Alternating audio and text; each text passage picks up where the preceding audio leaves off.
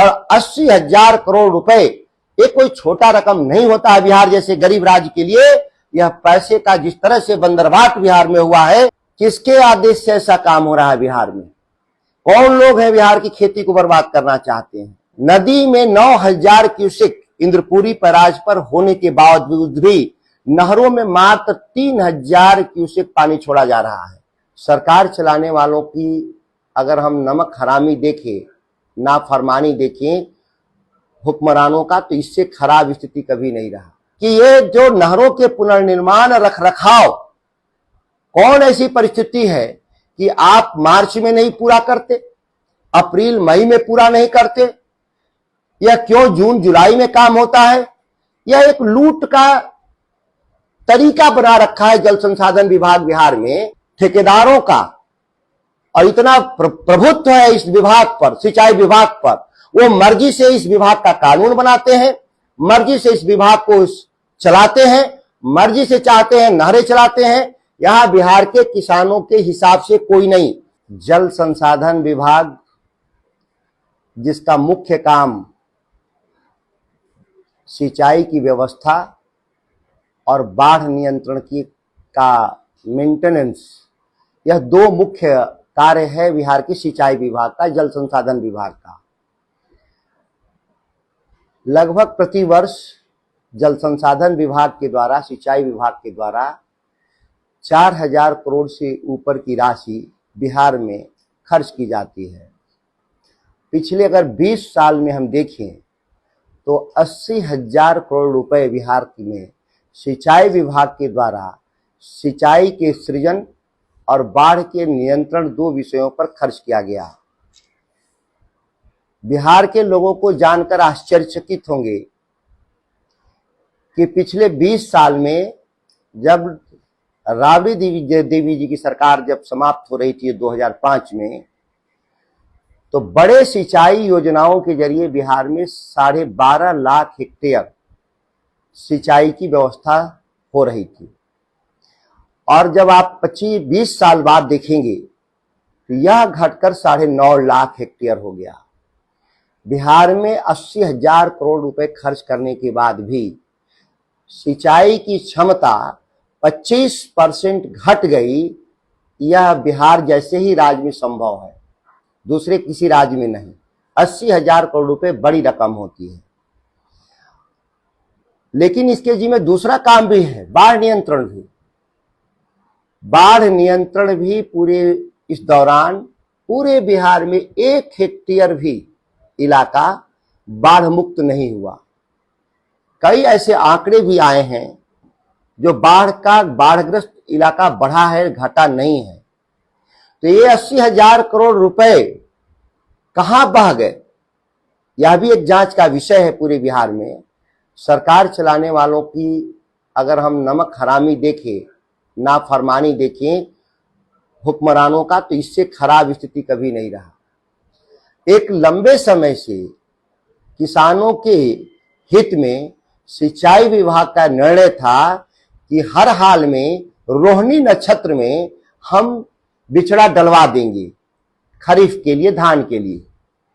लेकिन वर्तमान सरकार, डबल इंजन की सरकार ने इस कानून को बदल दिया, इस नियम को बदल दिया। 15 मई तक जो नहरों में पानी छोड़ा जाता था, वो अब 1 जून को इन लोगों ने छोड़ना शुरू किया है। सवाल ये है कि 1 जून को भी बिहार में किसी नहर में पानी नहीं छोड़ा गया। बिहार सरकार के सिंचाई विभाग के एक आदेश के जरिए कहा गया कि बिहार में नहरों के मेंटेनेंस और पुनर्निर्माण के चलते नहरों का संचालन 15 जून से शुरू किया जाएगा। जो 15 मई तक नहरों में पानी छोड़ने का प्रावधान था, जिसको बिहार सरकार बदल करके 1 जून की स्वयं, और अब चिट्ठी निकाल करके 15 जून तक रोक देना, क्या बिहार में किसानी होगी? धान की खेती समय पर होगा? असंभव। रोहन नक्षत्र निकल गया, रोहन नक्षत्र के बाद ये पानी देंगे, इसके बाद कब बिजड़ा डालेंगे, कब रोपाई होगी, और अभी जो फसलें हैं बिहार में उसका यील्ड भी प्रभावित होगा, उत्पादकता उत्पादन दोनों प्रभावित होगा। लागत भी बढ़ेगा। अब ये बिहार सरकार में 80,000 करोड़ खर्च करके क्या बिहार के ठेकेदारों के घर बनाने के लिए, नेताओं के घर बनाने के लिए, अधिकारियों के घर बनाने के लिए क्या पैसे खर्च हुए हैं कि 80,000 करोड़ रुपया किसानों के हित में खर्च हुए थे? 25% घट गया पटवन, यह तो आश्चर्यचकित है ही हम लोग। लेकिन नदियों में पानी रहते हुए भी सोन नदी के जरिए 8 जिला का पटवन होता है। रोहतास, कैमूर, बक्सर, आरा, अरवल, जहानाबाद, पटना और औरंगाबाद, 8 जिला के पटवन जिस नहर से होता है।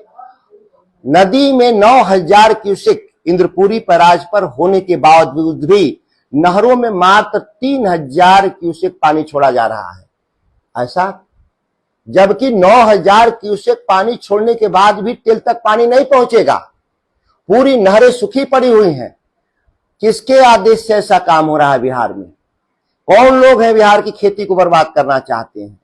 जबकि बाढ़ सागर में अभी भी 1,058 क्यूबिक मीटर पानी अलग से रिजर्वायर में रिजर्व है, जो पिछले साल का पानी बचा हुआ है। मेरा हिस्सा अगले साल के लिए नहीं, पिछले साल के हिस्से में इतना पानी बचा हुआ है।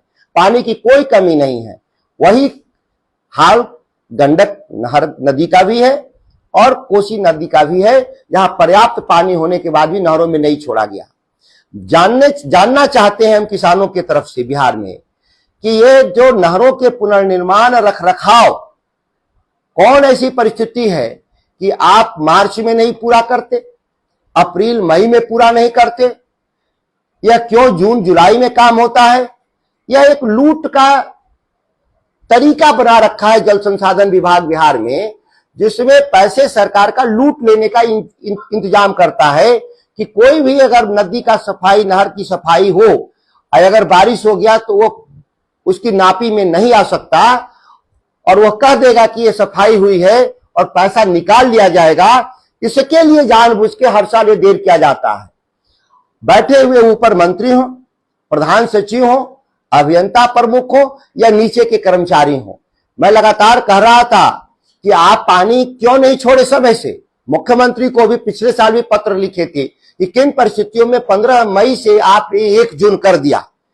आज 1 जून को भी पानी नहीं छूटा। जब मैंने टेलीफोन किया कि 1 जून को पानी क्यों नहीं छूटा नहरों में, तो कहा गया हम रिपेयर के लिए भी बंद किए हुए हैं बिहार के पूरे नहरों को। कौन ऐसी नहरें हैं कि पूरे बिहार की एक साथ नहरें बंद कर दी जाती हैं रिपेयर के नाम पर? ठेकेदारों का और इतना प्रभुत्व है इस विभाग पर, सिंचाई विभाग पर। वो मर्जी से इस विभाग का कानून बनाते हैं, मर्जी से इस विभाग को चलाते हैं, मर्जी से चाहते हैं नहरें चलाते हैं। यहां बिहार के किसानों के हिसाब से कोई नहीं। हमारे जो बिहार के कृषि विभाग के जो अधिकारी हैं वो भी सोए रहते हैं, वह भी कभी भी डिमांड नहीं करते।